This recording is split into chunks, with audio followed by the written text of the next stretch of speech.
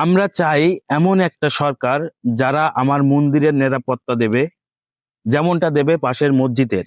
আমরা চাই এমন এক বাংলাদেশ যেখানে সংখ্যালঘু বা সংখ্যাগুরু বলে কোনো ভেদাভেদ থাকবে না। নমস্কার, আদাব। আমি আপনাদেরই মতো একজন গ্রামের সাধারণ ছেলে। সামনে নির্বাচন, অনেক জল্পনা, অনেক কল্পনা, অনেক আলোচনা। আমি বেশি পণ্ডিত নই, সাধারণ একটা গ্রামের ছেলে। তবে আজকে দেশপ্রেমের মায়া থেকে মনের ভিতর থেকে কিছু কথা বলতে আপনাদের খুবই ইচ্ছে করছে।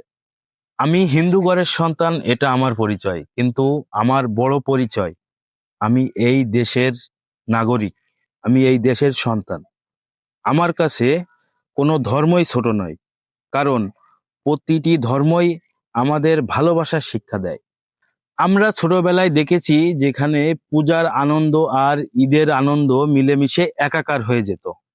আমরা এমন এক বাংলাদেশ চাই যেখানে ধর্ম যার যার, নিরাপত্তা আর উৎসব হবে সবার। আসন্ন নির্বাচনে জয়ী হয়ে যারা সরকার গঠন করবেন তাদের কাছে আমাদের চাওয়া খুবই সামান্য। আমরা চাই এমনই একটি শাসন ব্যবস্থা যেখানে প্রতিটি মানুষ নির্ভয়ে তার ধর্ম পালন করতে পারবে। একজন হিন্দু হিসেবে আমি আলাদা করে কিছু চাই না। আমি চাই প্রতিটি নাগরিকের সমান অধিকার।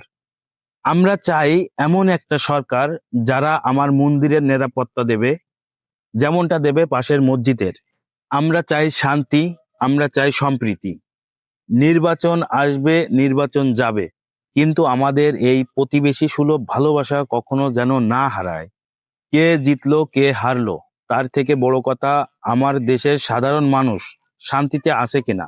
আমরা চাই এমন এক বাংলাদেশ যেখানে সংখ্যালঘু বা সংখ্যাগুরু বলে কোনো ভেদাভেদ থাকবে না। আমরা যখন সবাই এই আলো বাতাসে বড় হয়েছি, বিপদে আপদেও যেন আমরা সবাই একসাথে থাকি। কোনো উস্কানি বা কোনো হিংসা যেন আমাদের এই চিরচেনা সম্পর্কটাকে নষ্ট করতে না পারে।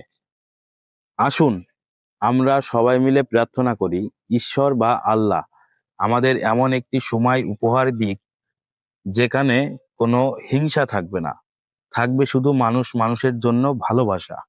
ভুল হলে ক্ষমা করবেন, আমি শুধু একজন সাধারণ মানুষ হিসেবে আমার মনের কথাগুলো বললাম। ভালো থাকুক বাংলার প্রতিটি মানুষ। ধন্যবাদ।